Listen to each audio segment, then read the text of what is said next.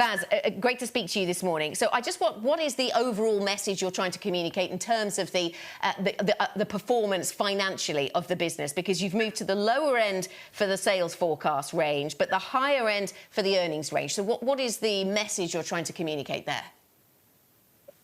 Yeah, overall, we feel very strongly that our resilience of our business is being demonstrated through the first half of the year. When you look at it, sales growth will remain in the lower end of the range that we provided at the start of the year. This is primarily because we saw some impact in ophthalmology and dermatology, which we don't expect to recover. But the underlying profit growth is extremely strong, with strong margin expansion, and that's why we're guiding now to the upper end of the range from a core operating income standpoint. So I think it shows the business is stable, our growth drivers are doing well, our launches are doing well, our margin expansion is performing. We did have, of course, though, some impact in April and May, which we simply don't expect to recover throughout the rest of the year. In general, healthcare systems are performing closer to normal now, which gives us confidence that we hope through the rest of this year we can expect a more stable situation for our medicines. Can I ask a question that Anna has raised, and I'm sure you've thought about, or maybe even answered a lot as well in terms of a vaccine? Everybody wants to get something done to help the people of Earth. I'm sure you do as well, for the good of humanity. But the secondary question, what does a vaccine or a treatment mean for the bottom line of Novartis? Would it really have such a big impact? You know, when we think about our efforts are focused on treatments. We have multiple treatments in late-stage clinical trials. We have multiple efforts ongoing through investigator-initiated studies. We have a broad internal research effort to find novel coronavirus medicines. But across these medicines, we're not looking at this as a profit driver. We've committed to really do this from more of a humanitarian standpoint. If you look last week, we committed to provide 15 medicines at no profit to 79 countries that the WHO recommends for the treatment of coronavirus patients. That includes dexamethasone, which is one of the medicines that's shown to have a mortality benefit.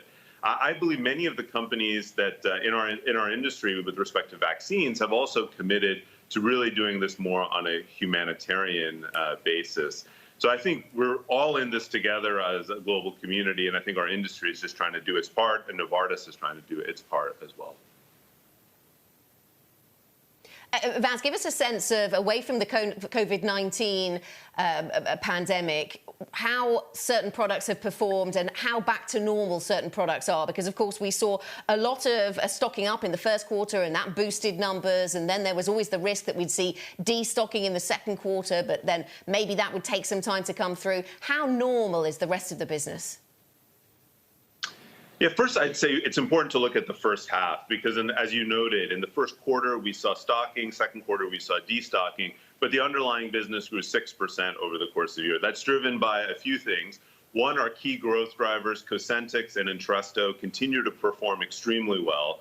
Cosentyx did have some impact because of the slowdown in visits to dermatologists in the second quarter, but we see that rebounding, and Cosentyx grew ahead of the market, actually taking share during this period of time. So those two growth drivers are doing well.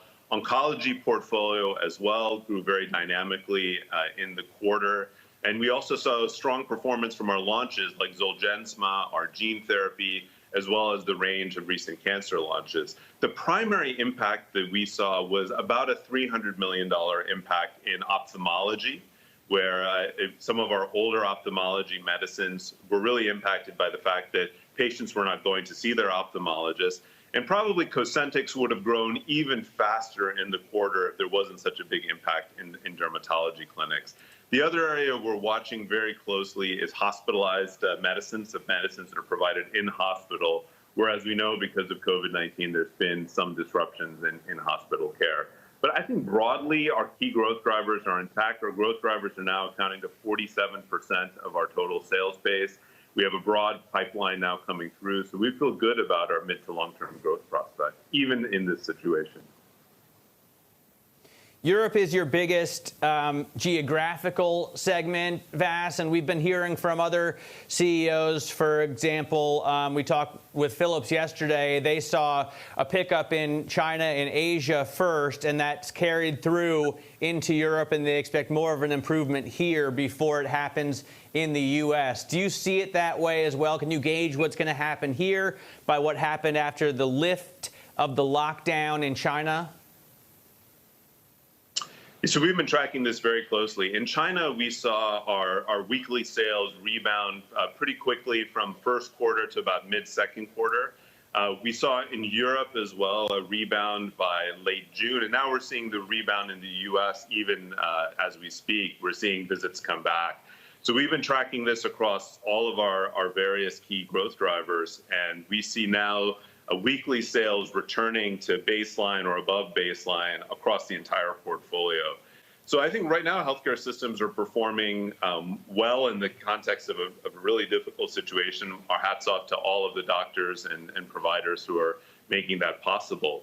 But right now, I think it's been pretty clear that within 2 months, we've seen China recover, we saw Europe recover, now we see the U.S. recover. I think we'll have to watch carefully to see if there's a true significant second wave in the second half that leads to hospital disruptions. But we feel good that if it stays in the current course, that we can deliver the guidance that we put forward today. You've said to us, Vas, that your focus, of course, is on treatment, perhaps away from the vaccine story. But we've had plenty of vaccine news, or at least updates on progress from companies like Moderna and AstraZeneca and the Oxford trials. Hopeful yet cautious seems to be the way that a number of commentators have described how they feel about the vaccine story. What would you add to that? Would that be a fair assessment? And what about timescales? Yeah, my background is, in fact, as a vaccinologist. I spent a decade working in vaccines. And when I look at this data, I would say hopeful, but it's important we remain data-driven and science-based, and I think appropriately cautious. There are many instances where we see strong immune responses in phase 1 clinical trials that don't translate into real-world efficacy in phase 3 clinical trials. So I think the first question is, are the immune responses we're seeing in these phase 1 trials really translating into larger-scale clinical trials? I think the second element of the story has to be safety. I mean, if we're going to give the vaccine to hundreds of millions, if not billions of people, we need a very safe vaccine that the public has trust in. It's not going to help us if we have a vaccine that the public doesn't have trust in, or that erodes trust in vaccines over time. So that's going to be very important as well. And we need appropriate follow-up of the patients. We need well-powered studies. I think all of that's being planned, but we can't rush it. We need to ensure we have the strong data package to enable that to happen. And that points, I think, to timelines. If you look at it, the FDA's guidance document expects 50% efficacy at least, as well as 6 months follow-up on all of the patients, depending on the technology that's being used. So I think we can all do the math based on when the trial's enrolled, and it's going to take 6 months of safety follow-up to really have a compelling vaccine that has all of the data required. So I would say I'm cautiously optimistic, but also humble in the face of what it takes to develop the vaccine.